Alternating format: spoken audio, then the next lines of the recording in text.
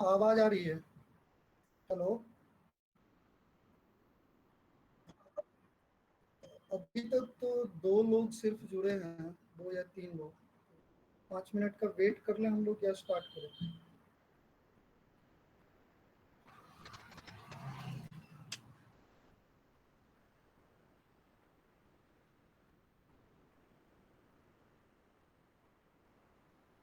अच्छा ठीक है, हम लोग स्टार्ट करते हैं। और चूंकि ये वीडियो यूट्यूब पे चला जाएगा तो बाद में लोग इसको वहां से भी देख सकते हैं।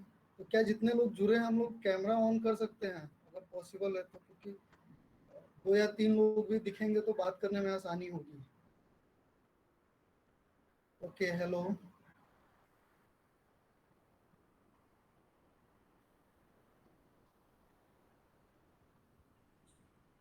Hi Rajneesh, Shravan here. Okay, hello Shravan. So my name is Rajneesh and I have done my masters in modern history from Jawaharlal Nehru Universities, and currently I am pursuing my research in education from National Institute for Educational Planning and Administration. I welcome you to all from the platform of All India Student Association, JNU. तो आप लोगों ने education का जो syllabus देखा होगा और previous year papers देखे होंगे।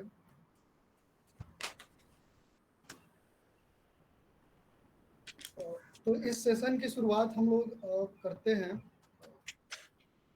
पहले पार्ट में हम डिस्कस करेंगे कि एजुकेशन एज ए डिसिप्लिन कैसे इमर्ज हुआ और उसका हिस्टोरिकल डेवलपमेंट क्या रहा है, और इसके जो मेजर थिंकर्स हैं उसके बारे में थोड़ा सा डिस्कस करेंगे। दूसरे पार्ट में हम लोग प्रीवियस ईयर पेपर को डिस्कस करेंगे और पैटर्न को समझेंगे कि किस तरीके से पिछले साल के क्वेश्चन पेपर्स आ रहे हैं जाकिर हुसैन के एमफिल पीएचडी प्रोग्राम में। और तीसरे पार्ट में क्वेश्चन आंसर सेशन होगा जिसमें आप लोग जो पूछना चाहें वो पूछ सकेंगे। तो पहले पार्ट की शुरुआत करते हुए कि एजुकेशन का जो सिलेबस है, इसमें जो प्रीवियस ईयर क्वेश्चन पेपर आया है दो सेक्शन में डिवाइडेड है।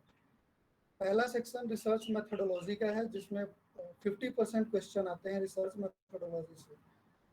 100 में से 50 क्वेश्चन रिसर्च मेथोडोलॉजी के होंगे। और दूसरा सेक्शन जो है उसमें से 4 डिसिप्लिन है: history, philosophy, psychology, sorry philosophy नहीं है, हिस्ट्री, साइकोलॉजी, सोशियोलॉजी और economics.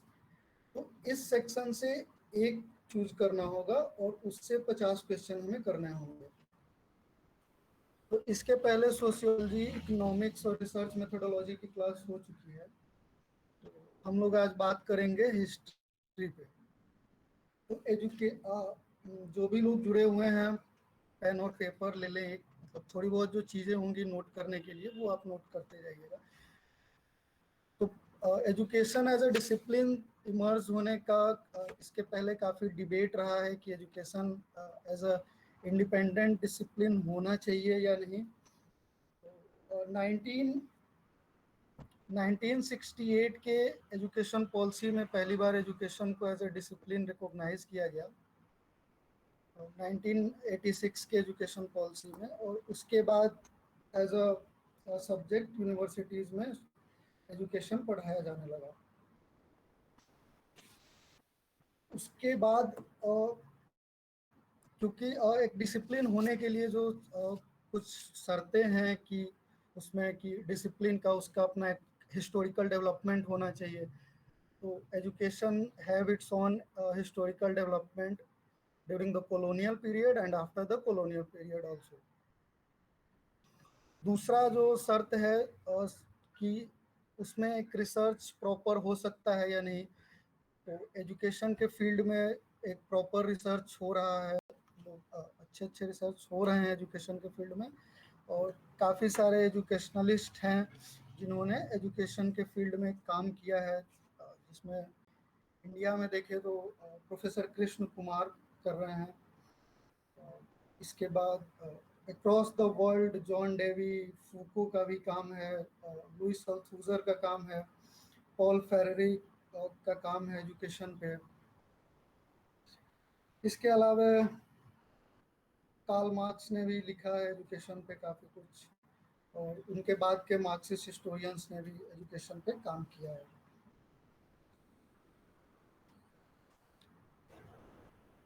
Okay, so starting with the historical development of education during colonial period, uh, तो सबसे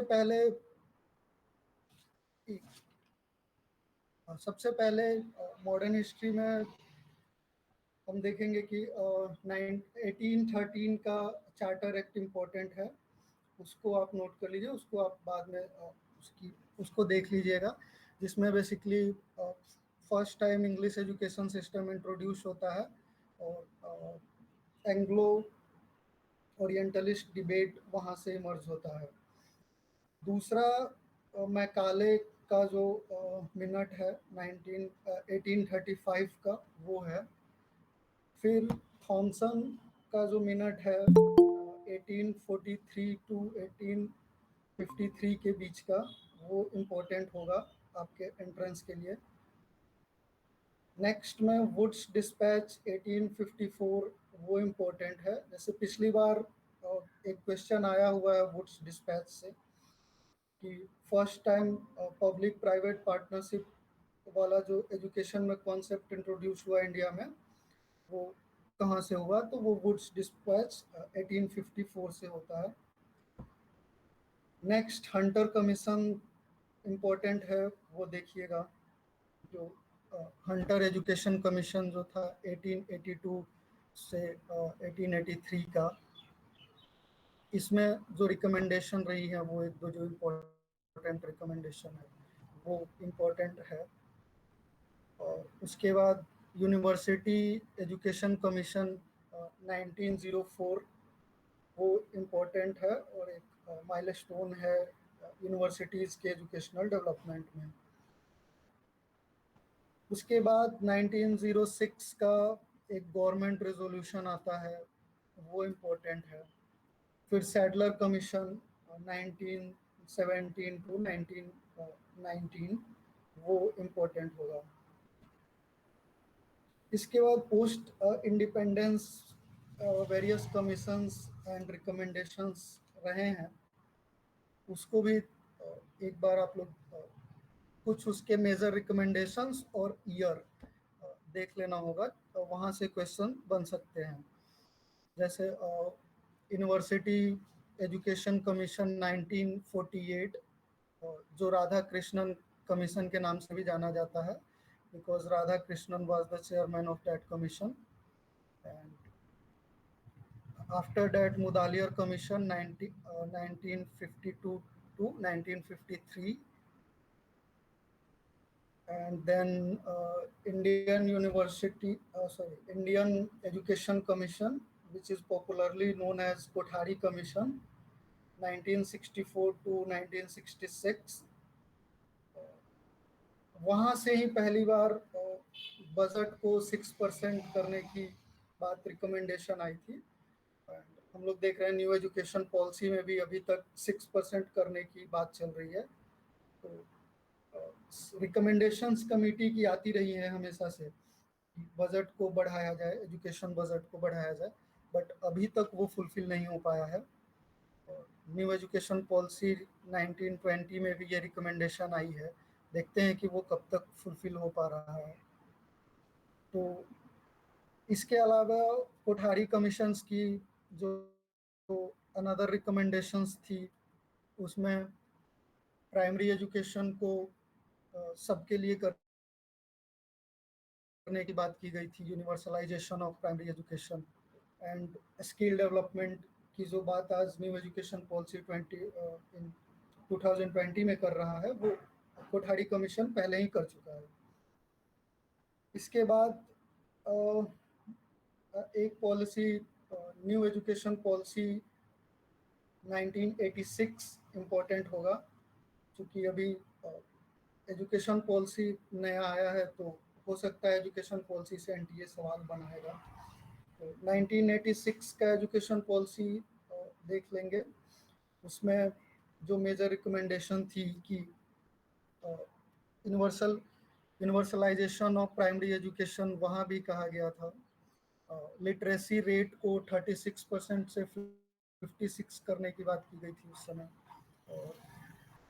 अनदर रिफॉर्म्स के लिए रिकमेंडेशन दी गई थी, वो इम्पोर्टेंट होगा। और उसके बाद न्यू एजुकेशन पॉलिसी जो अभी रिसेंटली आया है, वो इम्पोर्टेंट होगा क्योंकि वहाँ से क्वेश्चन बन सकते हैं। इसके बाद दूसरे सेक्शन में हम लोग डिस्कस करते हैं कि पिछले साल किस तरीके के प्रश्न पूछे गए हैं, और वहाँ से हमें एक मेजर आइडिया लग जाएगा कि हम हिस्ट्री में बेसिकली जब हम हिस्ट्री को ऑप्ट कर रहे हैं जाकिर हुसैन सेंटर में, तो कौन कौन से एरिया को टच करना इम्पोर्टेंट होगा। तो मैंने जो एनालाइज किया उसमें एंशिएंट और मेडिवल हिस्ट्री को आप स्किप कर सकते हैं, क्योंकि हिस्ट्री के जो 50 क्वेश्चन आए हैं उसमें से सिर्फ एक क्वेश्चन मेडिवल हिस्ट्री से है, जिसमें पूछा गया था 12th सेंचुरी का राज तरंगिणी किसने लिखा है। तो वो कलहन एक बहुत ही सरल सा क्वेश्चन था। तो अब बेसिकली आपको फोकस करना होगा मॉडर्न हिस्ट्री पे और वर्ल्ड हिस्ट्री पे। तो वर्ल्ड हिस्ट्री से 12 से 15 क्वेश्चन आए हैं। सो वर्ल्ड हिस्ट्री काफ़ी इम्पोर्टेंट हो जाता है। और फिर मॉडर्न हिस्ट्री, तो जो भी लोग जुड़े हुए हैं मैं इसको डिवाइड करके बता रहा हूँ कि मॉडर्न हिस्ट्री के किस किस सेगमेंट से क्वेश्चन आए हैं और वर्ल्ड हिस्ट्री से क्या क्या क्वेश्चन आए हैं। आप उनको ब्रीफली नोट कर लीजिए एक या दो वर्ड में। तो मॉडर्न हिस्ट्री से जो बेसिकली क्वेश्चंस आए हैं उसमें बेसिक से क्वेश्चंस हैं, जैसे कि यंग इटली कब एस्टेब्लिश हुआ था और किसने एस्टेब्लिश किया था। तो एक मैं आइडिया देने की कोशिश कर रहा हूँ कि वर्ल्ड हिस्ट्री में किस तरीके के प्रश्न पूछे गए हैं। तो young Italy was established in 1831 by the Mazzini. Germany का कॉन्स्टिट्यूशन कब फॉर्म हुआ था, उससे क्वेश्चन पूछा गया है। It's just a factual question कि 1871 में जर्मनी का कॉन्स्टिट्यूशन अडॉप्ट किया गया था आफ्टर यूनिफिकेशन ऑफ जर्मनी। अगला क्वेश्चन था कि फ्रेंच रिवॉल्यूशन कब हुआ। तो it's again very simple question, in 1789। फिर वर्ल्ड हिस्ट्री से जो क्वेश्चन था वो था प्रोटेस्टेंट रिफॉर्मेशन, जो रिफॉर्मेशन यूरोप में हुआ वो उसको लीड किसने किया था। तो मार्टिन लूथर ने किया था।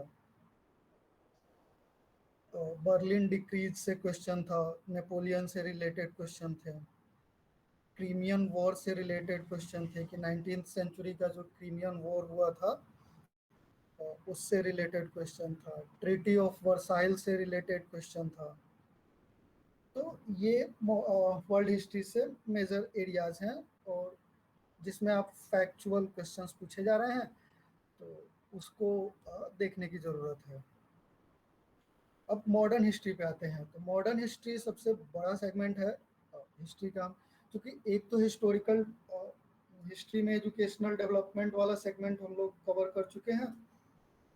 इसके बाद जो सेशन है उसमें मॉडर्न हिस्ट्री में 3 से 4 डायमेंशंस से क्वेश्चंस पूछ रहे हैं।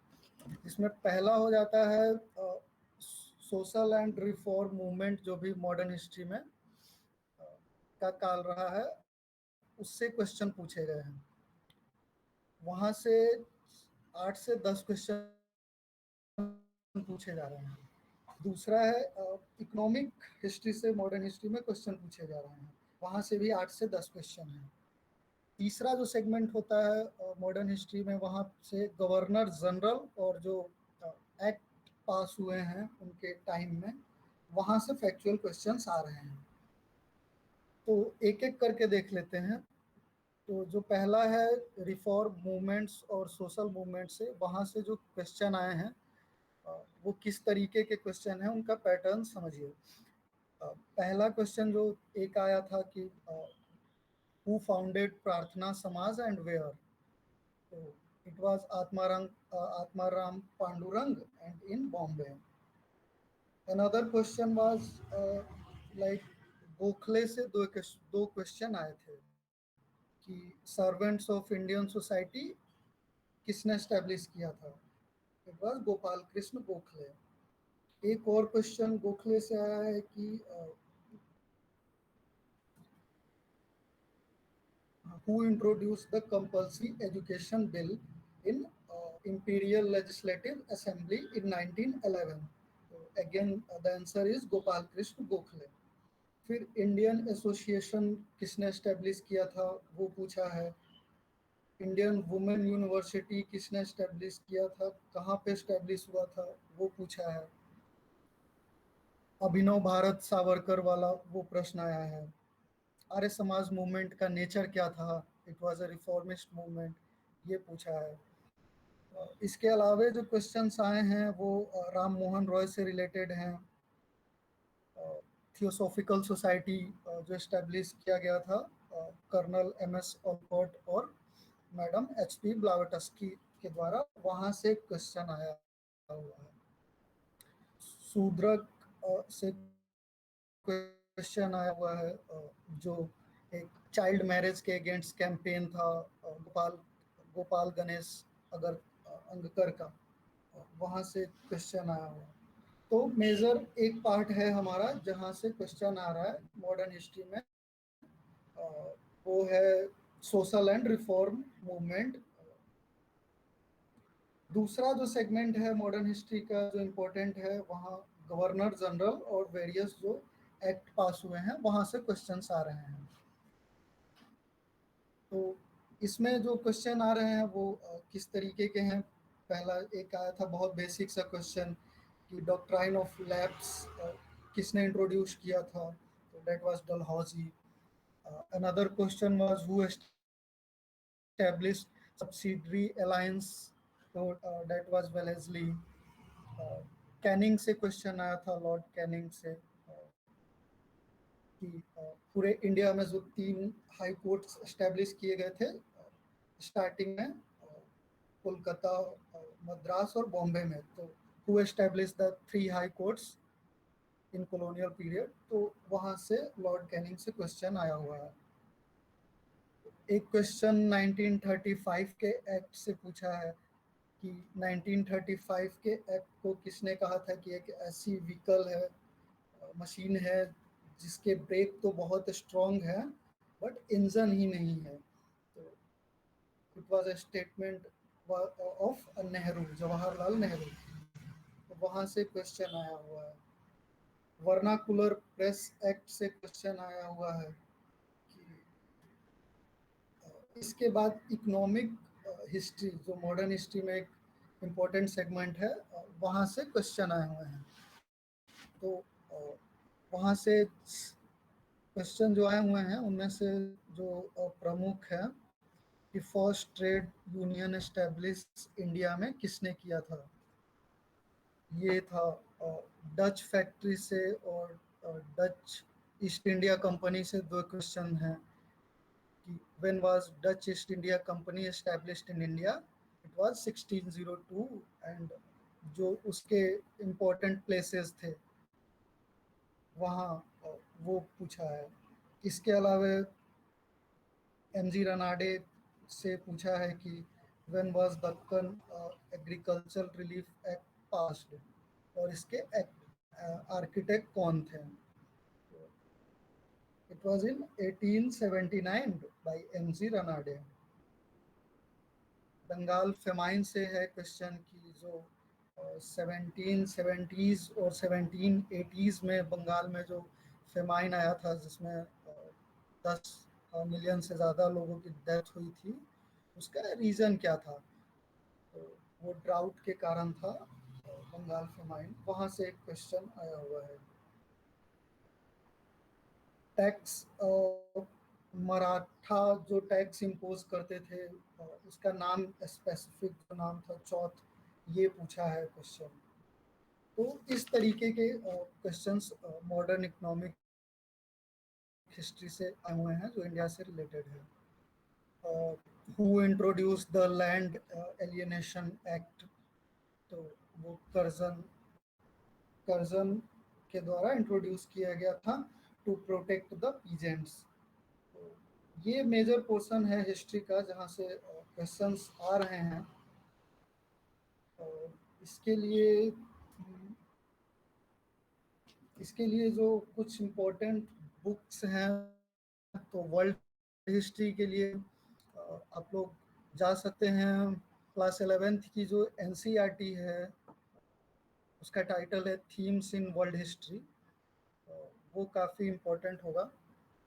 और नॉर्मन लॉय की किताब भी काफ़ी अच्छी है, mastering in modern world history करके है। या अर्जुन देव जिन्होंने एनसीईआरटी भी पुरानी वाली लिखी थी, उनकी एक किताब है वर्ल्ड हिस्ट्री पे, हिस्ट्री ऑफ द वर्ल्ड करके, वो अच्छी किताब है। मॉडर्न हिस्ट्री के लिए जो बुक्स है वो मेजरली आप लोग जानते हैं, सुमित सरकार, बिपिन चंद्रा के थ्रू आप जा सकते हैं। शेखर बंदोपाध्याय की किताब अच्छी है। तो ये कुछ इम्पोर्टेंट चीज़ें थी जो डिस्कस करना चाह रहा था। तो फिर से मैं एक बार रिपीट कर दूं कि जो पीएचडी का एंट्रेंस होगा उसमें पहला सेक्शन जो होगा वो कंपलसरी सेक्शन रिसर्च मेथोडोलॉजी का होगा जिसमें 50 क्वेश्चन होंगे। दूसरा सेक्शन जो होगा उसमें आपके पास ऑप्शन होगा कि जो 50 क्वेश्चंस वेरियस डिसिप्लिन से हैं उसमें आप कोई एक डिसिप्लिन ऑप्ट करें, जैसे हिस्ट्री, सोशियोलॉजी, इकोनॉमिक्स और साइकोलॉजी। ये चीज़ें थी जो मैं आपसे बात करना चाहता था। और बाकी आप लोग कुछ पूछना चाहते हैं तो आप लोग you all are most welcome.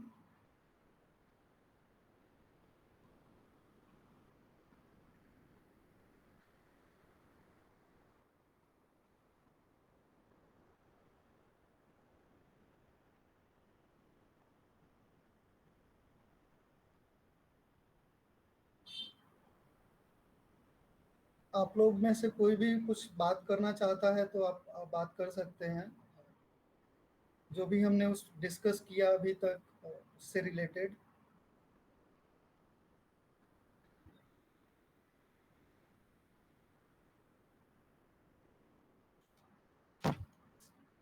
ठीक है, तो Rajneesh, या हाय। hi Shravan this side. So, आप जाकिर हुसैन सेंटर में you are doing your MPhil PhD or how is it? No, I did my masters from JNU, अच्छा, ECHS, and uh, pursuing my research in National Institute for Educational Planning and you, Administration. yes. Okay. So, matlab, I am not from the discipline of history of education. However, I wish to Okay. know who are the prominent people who are discussed. Like in sociology, we will have M.N. Srinivasan, Andhra Bete, we'll have Les Ambedkar, we will have. So, Hmm. in that Hmm. sense, do we have any list Hmm. of people who are prominent? I mean, who are extensively discussed in the discipline of history of education specifically? Like Bipin Chandra, Sumit Sarkar, these are the people who have been writing on history, but anyone specifically on history of education? See, in India, presently, Professor Krishna Kumar, Meenakshi Thapan, uh, they are doing work on history of education and also the sociology of education. Yes. And uh, education has its own history, and it developed from the history as well as from the sociology. So we are studying these social things. उन्होंने history of education पे भी लिखा है, साथ ही साथ उन पे लिखा है, तो वहाँ से एजुकेशन को हम लोग डिराइव कर रहे Uh-huh. हैं कि इसमें जॉन डेवी हैं, इवन कार्ल मार्क्स ने लिखा है, गांधी ने लिखा है, नेहरू ने लिखा है. So Professor Krishna Kumar has discussed about like colonialist and post-colonialist, like nationalist, educationalist, जो जिन्होंने जो भी एजुकेशन डिजाइन को फ्रेम किया, तो उन्होंने बताया है कि आर्ग्यू किया है कि दोनों लगभग सेम थे in the like they both introduced the elite education culture, uh, like Boone School and all, and privatization of schooling. तो उनका जो आर्गुमेंट है कि प्री प्री इंडिपेंडेंट जो कॉलोनियलिस्ट थे और आफ्टर दैट जो लोग आए, उन्होंने कहीं ना कहीं एजुकेशन को एक सेम फ्रेम में ले जाने की कोशिश की है. And education is a new discipline, अभी इस पे काम हो रहा है धीरे धीरे.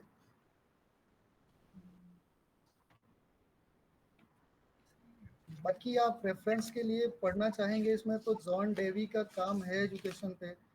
जॉन डेवी के अलावा फुको का भी है, अल्थूजर का है, कार्ल मार्क्स ने थोड़ा बहुत लिखा है, और उनके बाद के मार्क्सिस्ट हिस्टोरियंस ने काम किया है इस पे. पॉल फेरेरी का एक बुक है, पेडागोजी ऑफ ऑप्रेस्ड, वहाँ से चीज़ें काफ़ी डिराइव्ड हो रही हैं.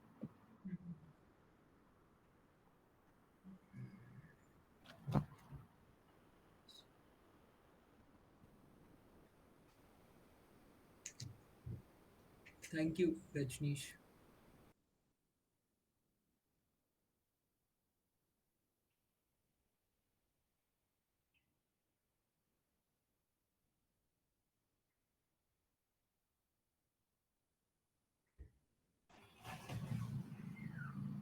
ओके, फिर डिस्कस. हाँ, मैं ये कह रहा था कि मैं अपना व्हाट्सएप नंबर शेयर कर रहा हूँ. दोबारा बात करने की ज़रूरत हुई तो हम लोग फ़ोन पे या व्हाट्सएप पे बात कर सकते हैं. 8563076775. I am repeating, 8563076775. Okay, thank you so much to all of you. Thank you, Rajneesh.